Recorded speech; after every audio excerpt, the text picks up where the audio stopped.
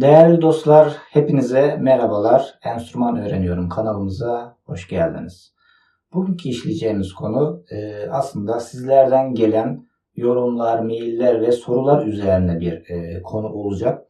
Akorlar, ritimler ve arpejler üzerine bir ders hazırlamıştık. Her videomuzun başında da solfej videomuzun başında bir anket yayınlamıştım. Ankette de ağırlıkta en fazla bu konuyla ilgili problemi olduğunu söyleyen arkadaşlar olduğu için buna part 2 şeklinde bir video hazırlamak istedim. Burada anlatacağımız konular şöyle özetleyelim. Aslında akorların yerleri vesaire gibi bunları anlattığımız için bunlar değil. Asıl oturmayan şey sizlerde gördüğüm parmaklarınızdaki problemlerden ziyade şu var. Akoru bastığımızda ritim nasıl atılabilir, arpej nasıl atılabilir? Bununla ilgili problemleriniz var arkadaşlar. Bunlara da önce ritimlerden başlayayım. Ta öncelerinde birkaç ay önce solfej videoları hazırlarken, yani eser solfejinden bahsetmiyorum. İşte nota okuma videoları hazırlarken orada ana usuller, karma usuller, birleşik usuller diye biz 3'e bölmüştük bu ritim konusunu. Zaman kavramı içerisinde vermiştim bu videoları. Ana usullerde 2, 3 ve 4 zamanlılar var. Birleşiklerde 5, 6, 7 ve 8, 9 zamanlılar vardı. Karma usullerde 10 ve üzeri usullerde karma diyorduk. Şimdi bu ne anlama geliyor? Tabii ki biz bunu enstrümanda çok fazla değinmedik ama sebebi de şu. Çünkü ritim olarak attığımızda, yani şunu bahsediyorum.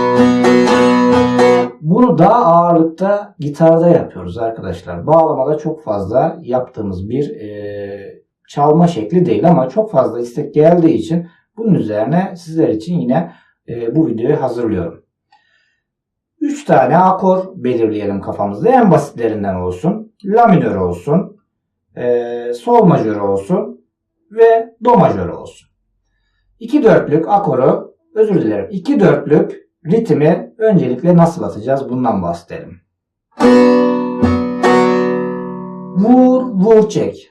Şunu da belirteyim. Üstten aşağı gittiklerime vur diyorum arkadaşlar. Alttan geldiklerime ise çek diyeceğim. Vur, vur, çek. Vur, vur, çek. Vur, vur, çek. Daha sonraki akorumuz sol majör.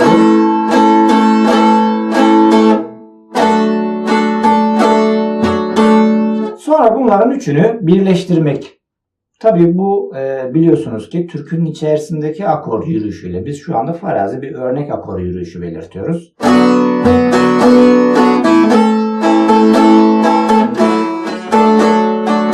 Evet, 2 dörtle bu şekilde örnek verebiliriz.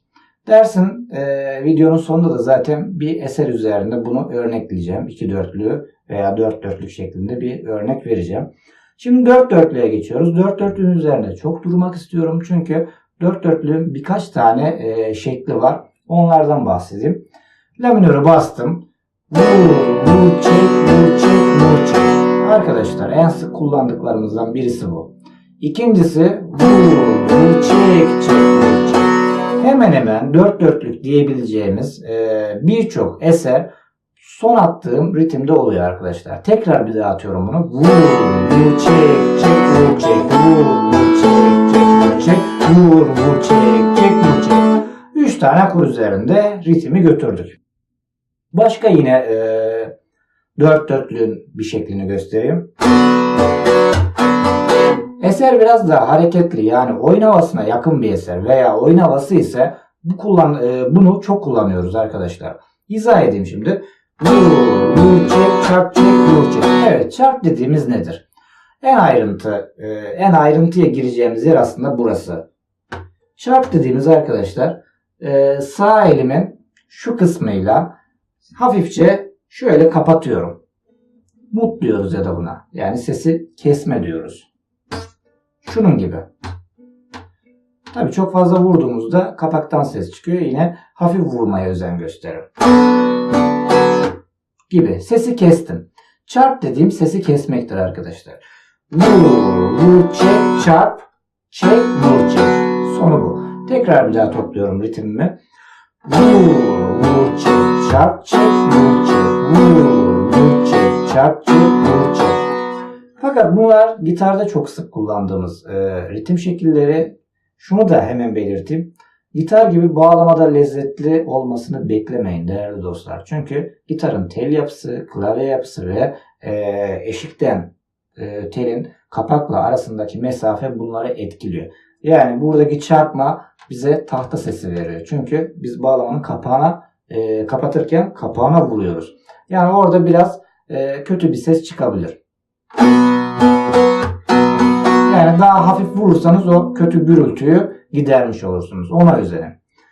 Bunu da yine bir örnekleyelim.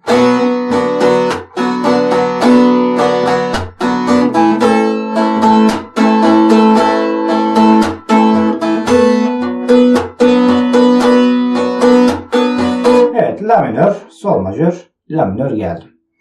Şimdi geçiyoruz 3-4'lüğe. 3-4'lük aksak bir şekilde gelir. Yani aksatır gibi düşünün kafanızda. Vur şekli üst alt alt veya vur çek çek, vur çek çek, vur çek çek, vur çek çek, vur çek çek, vur çek çek. Aynı zamanda buna vals ritimde diyoruz. Vals'ten yani danstan aklınıza gelsin 3-4'lük. Veya şöyle de bir çok kullandığımız şekli var. Vur, vur, çek, vur, çek, vur, vur, çek, vur, çek, vur, vur, çek, vur, çek. Buna da vals 2 olarak aklınızda kalsın. Buna da çok örnek verebiliriz. 3-4'lü topluyorum. Vur, çek, çek, vur, çek, çek, vur, çek, çek. Birincisi bu. İkincisi vur, vur, çek, vur, çek, vur. Fakat şuna da hemen hızlıca değineyim. Ritmin hızını eserin metronomu belirler tabii ki. Yani bunu şu şekilde de atabiliriz.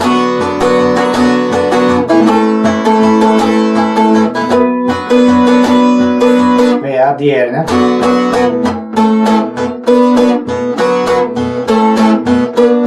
Eser hızlıysa, metronomu hızlıysa ona göre ritmimizin hızını da ayarlamamız gerekiyor. Diğer şekillerden yani birleşik usullere geçeyim. B8'lik yine la minörden başlıyorum. B8'lik o videolarımızdan da hatırladığınız üzere neydi? 2 ve 3 zamanlının birleşmesiydi arkadaşlar. 2+3 olarak düşünürsek. 2 zamanlıyı bu sefer bakın ne yapıyorum. Sadece vur çek yaptım. Arkasına 3 zamanlı yani 3-4'lü sanki getiriyormuşuz gibi ya da 3-8'liği getirin. 5-8'liği kafanızda şöyle ayırın. 2-8'lik artı 3-8'lik gibi ne oldu? Üst alt veya vur çek çek.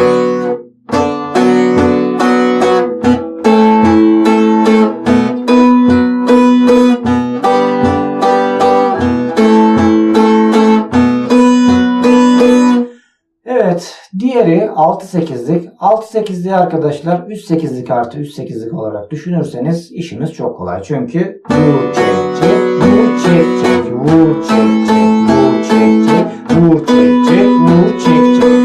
3-8'lik artı 3-8'lik dediğimizde 6-8'lik. Belki şu soru da aklınıza gelebilir. Neden 3-8'lik demiyoruz da buna 6-8'lik deniyor? Bunun en büyük temel prensiplerinden birisi ölçünün yarım kalmaması ve hecelere göre yani türkünün sözcüklerine göre 6-8'lik dediğimiz var ve farklı birkaç tane daha kuralları var. Şimdi geçiyoruz 7-8'liğe. 7-8'likte yine sık kullandığımız ritimlerden birisi vur çek vur çek. Bakın 2-8'lik, 2-8'lik, 3-8'lik. 1-2, 1-2, 1-2.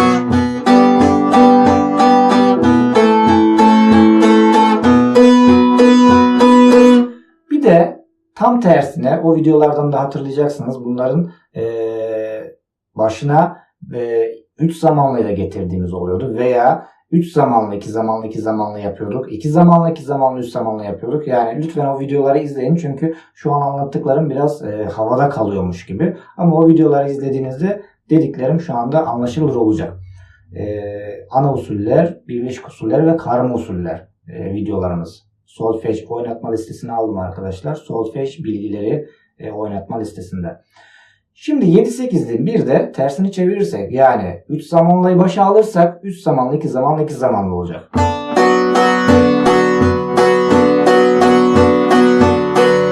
Yani bu konuyla alakası yok ama hemen parantez içerisinde şunu da söyleyeyim. Bu şekilde olduğunda uzun saplı zaten Karadeniz mızrabı olarak geçiyor arkadaşlar. Yani sadece ön bilgi olarak mızrabı anlatmayacağım çünkü o farklı bir konu. Ön bilgi olarak anlattım. Demek istediğim şu, tersine çevirdiğimizde biz ritim atmayız zaten. Bunun mızrabı var. Yani yöresel, kendimize özgü, ülkemize özgü yani kültürümüze özgü zaten mızrabımız var bunun. Ondan dolayı üst 8'lik, 2-8'lik, 2-8'lik artı olarak düşünürseniz 7-8'li bu şekilde ritim atmaktansa mızrabını atmak daha hoş olacaktır. Bakın. 7-8'li tersten 1-2-3, 1-2, 1-2, 1-2, 3, 1-2, 1-2, 1-2, 3, 1-2, 1-2 gibi düşündüğünüzde bu mızrapla gidecek zaten. Mızrap konusuna uzun sapta değineceğim için şu anda mızrabı burada kesiyorum ve devam ediyorum. 8-8'likte 1-2, 1-2, 3, 1-2, 3 olur arkadaşlar. 9-8'likte 8-8'lik çok nadir kullandığımız için hemen diğerlerine değinmiyorum. 9-8'likte en fazla kullandığımız yine 1-2, 1-2, 1-2, 1-2. Yani 2-8'lik 3 tane var. Bir de 3-8'lik var. Topluyoruz. 9-8'lik oluyor ve 1-2, 1-2, 1-2, 1-2, 3 oluyor. Veya vur çek, vur çek, vur çek, vur çek, çek.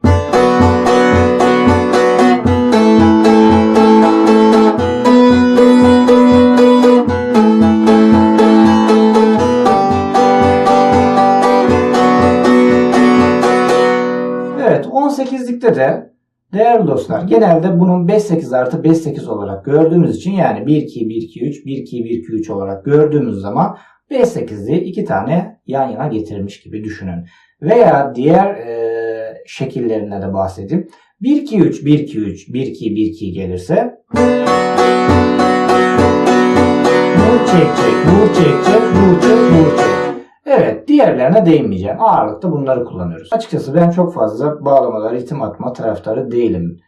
Arpej daha güzel oluyor. Çünkü bağlama solo bir enstrümandır. Solo çalındığında daha güzel, daha net tınılar veren bir enstrümandır ki sahneye zaten gittiğimizde mutlaka bağlama çalıyorsak yanımızda bir gitarcı oluyor ve gitarcımız ritim attığı için bağlamada ritim çok fazla da atmıyoruz diyebiliriz ama çok fazla istek olduğu için bu videoyu sizler için hazırlıyorum. Yani ritimden ziyade bunların şeylerini, ana formüllerini anlarsanız teorik olarak en azından müzik bilgimiz artmış olur. O konuda da size bu videonun faydası olacak. Şimdi şunu belirteyim. Bu kadar ritim anlattık. Bunları ne zaman uygulayacağız? Arkadaşlar bunları tek bir videoda uygulama şansımız yok. Şunu yapacağım. Her dersin son bölümünü akorlar, ritim ve arpej konusunda ayırdığım için artık şunu da ekleyeceğiz. Arpeji anlatırken eğer ki türkünün formu yani oyun havası şeklindeyse arpej yerine oraya ne getireceğiz? Ritim getireceğiz ve her dersimizin, solfej derslerimizin, eser solfejlerinin derslerimizin sonunda bu ritimleri atacağız. Türkünün zamanına göre yani 5-8'lik mi, 2-8'lik mi, 18'lik mi vesaire ona göre derslerin içerisinde bunları anlatacağım. Ama bir tane örnek verebiliriz. En çok neyi kullanıyoruz dedik? 4/4'lük çok fazla olduğu için 4/4'lüğü kullanıyoruz. Su sızıyor ki herkesin bildiği bir eserdir. Çok eski bir türkümüz.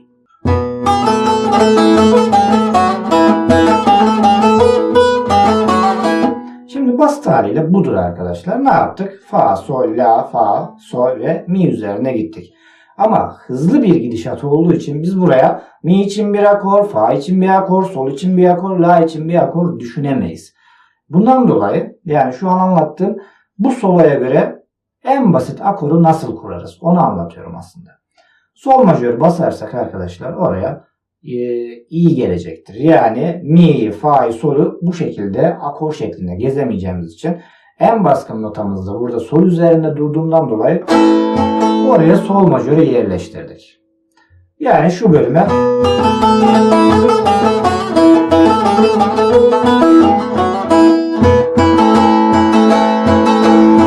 burayı bu şekilde gideceğiz. Ama bu ritimle de gidebilirsiniz. Daha farklı bir ritim göstereceğim. Diğer kısımları da bakın kullandığımız Do'yu kullandık ve Re'den Re do Re do yaptık. Ama ağırlıkta Do çıktı. Yani Do orada aklımızda kalsın. Mi'yi kullandık ve Re'yi kullandık. Şimdi bu akorlar kimin içerisinde var? Do majörün içerisinde var. İlgili minörü hangisi? La minör. Yani biz buraya La minör ve Do majör üzerinde gezersek bu akorları buraya yerleştirmiş, uydurmuş olacağız değerli dostlar. Örnekleyelim şimdi. Zaten şu kısım yani nakarat kısmı oğlan mavilem oğlan sözü ne kavilem oğlan enişte bana şit demiş yalan aslanım yalan. Bu bölüm tıpatıp bütün mısralara aynı olduğu için gidişatımız arkadaşlar Do majör La minör olacak. Nakarat olduğu gibi 2 akorla bitiyor. Diğer kısmı da Sol majör dedik. Daha sonra da yine taşların arasından bölümü biraz sonra okuduğumda anlaşılacak. Orası da yine nakarata benzediği için Do majör La minör olacak. Şimdi hemen uygulamasına geçelim. Bunlardan önce akorları özellikle anlattım ki türküyü söylemeden önce ritmi bir oturtmamız gerekiyor arkadaşlar.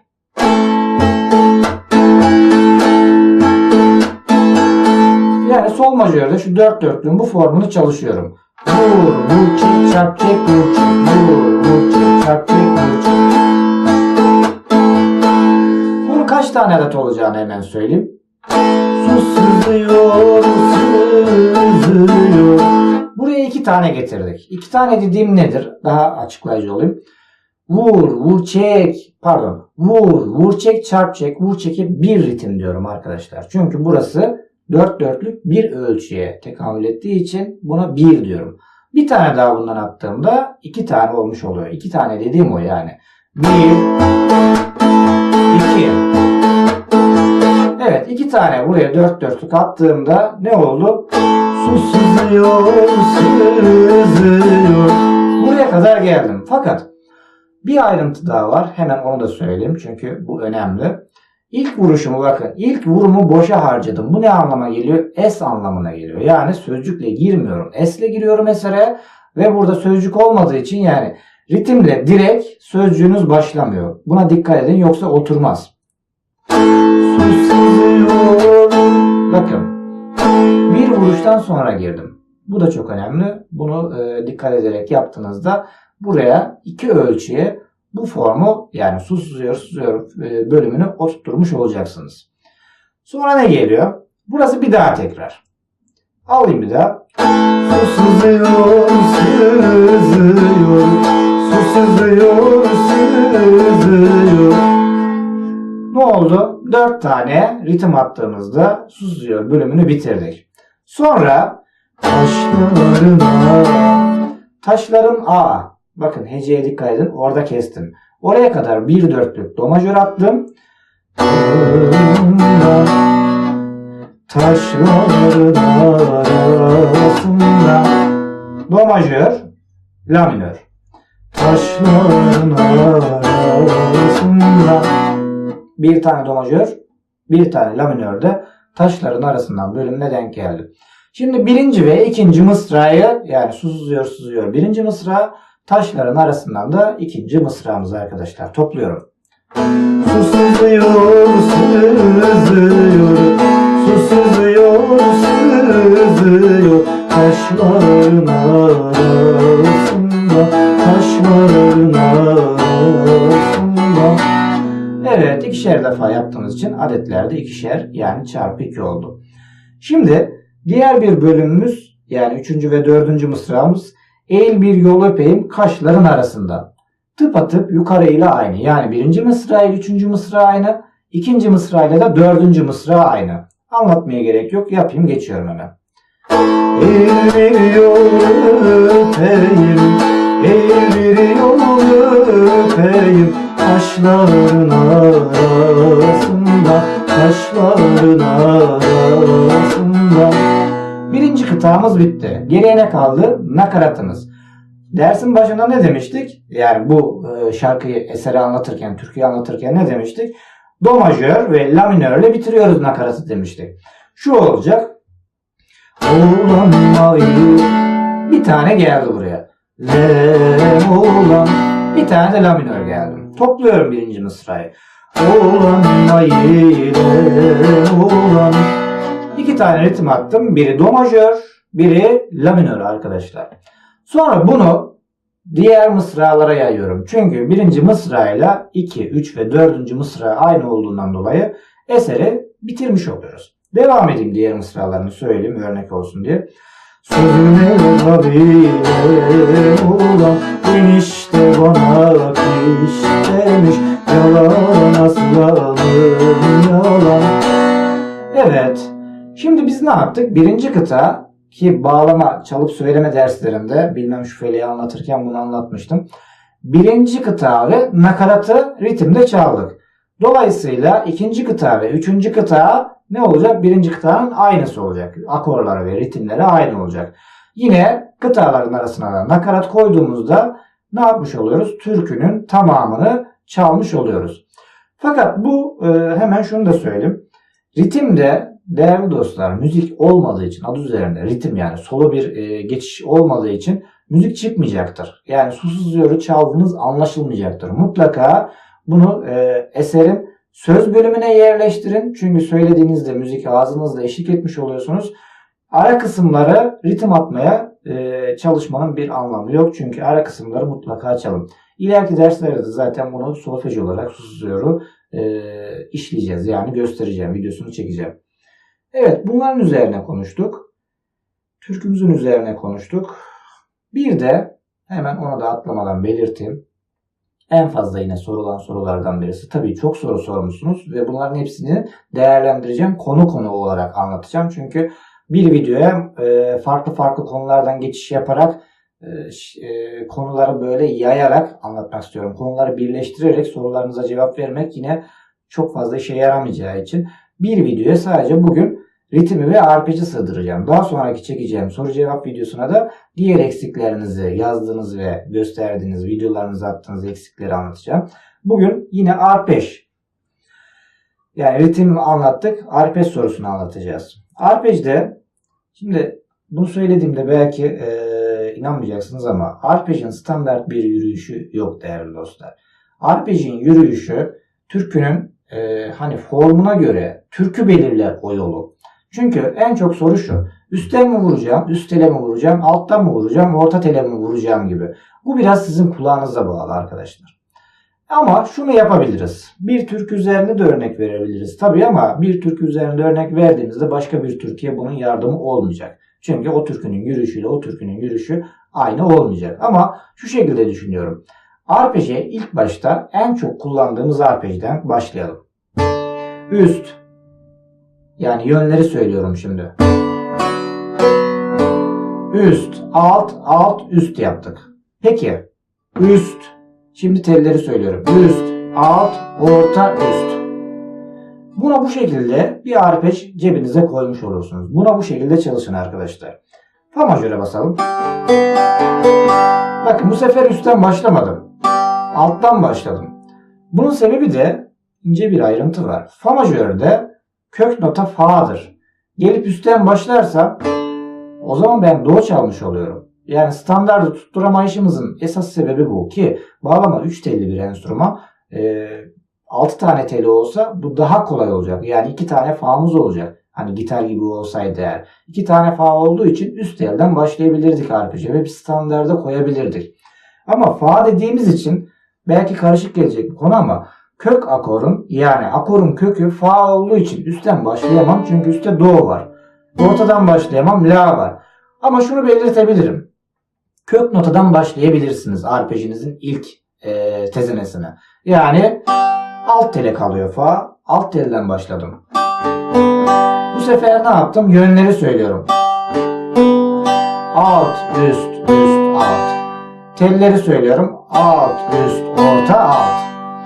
Bu şekilde ikinci bir arpej uygulayabilirsiniz. Evet, en azından kök notaya göre arpejin başladığını anlatabiliriz. Ona göre de kulağınıza göre bu diziyi oluşturmanız gerekiyor.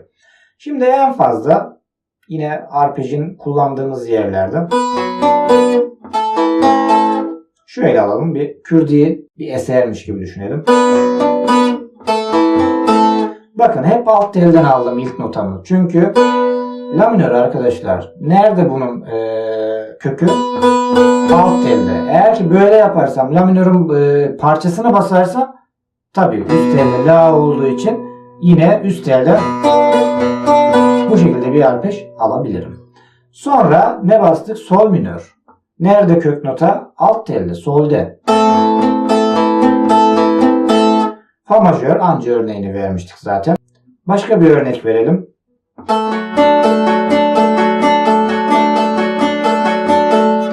Bakın bunun kökü orta telde ama orta telden almadık. İşte karmaşık gelen şeyler aslında bunlar. Bunları kulağınıza göre belirlemeniz lazım. Kulağınıza hoş gelen telden başlayacaksınız. Bakın burada da alt telden başladım. Yani soldan başladım do majör basmama rağmen.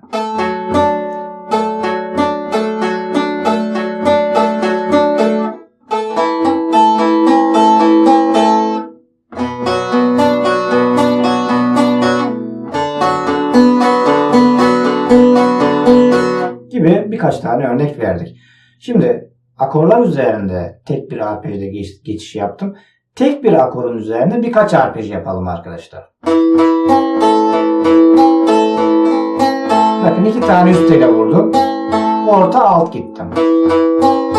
Veya en basitinde üst alt üst orta, üst alt üst orta.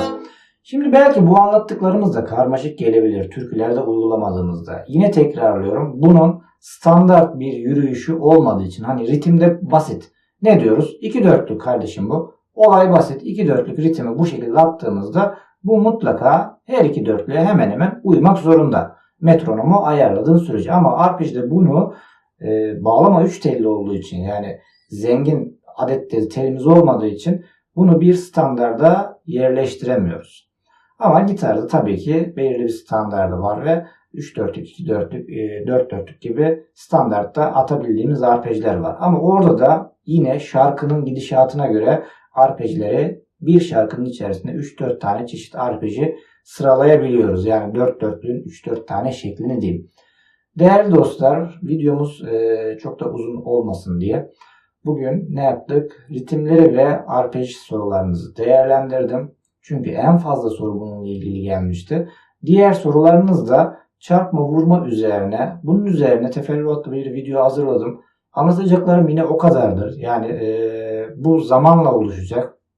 Mesela R'nin çarpması, hani söyleyelim ama değinmeyeceğim de kısaca şunu belirteyim.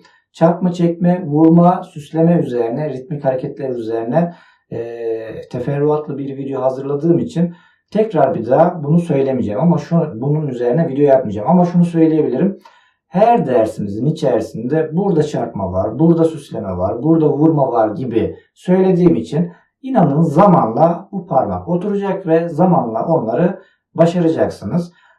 Başka ağırlıklı gelen sorularınızı yine bir not aldım. Onun üzerine de yeni bir video haftaya gelecek. Bu haftalık sorularımızın cevapları bunlar. Bizleri izlediğiniz için teşekkür ederim. İyi çalışmalar dilerim. İnşallah sorularınıza güzel bir şekilde cevap verebilmişizdir. Değerli dostlar, videomuzu beğendiyseniz sosyal platformlarda, yani sosyal hesaplarınızda Facebook gibi, Instagram gibi bu tür platformlarda videomuzu paylaşın. Çünkü birçok yorum alıyoruz. İşte daha fazla kişi izlemeli vesaire, işte sizi. Bunlar tamamen sizinle alakalı arkadaşlar. Neden derseniz, siz paylaşırsanız bizi daha çok kişi izleyecek. Çünkü benim bir tane Facebook'um var. Bir tane Facebook'tan paylaşacağım. Ama 1000 kişiyiz şu anda. Ailemiz 1000 kişi oldu ve 1000 kişi paylaşırsa 2000 kişi, 3000 kişi izleyecektir. Bunu da sizler söylediğiniz için, sizlerin samimiyetine inanarak, güvenerek sizlerden istiyorum. Hoşça kalın değerli dostlar.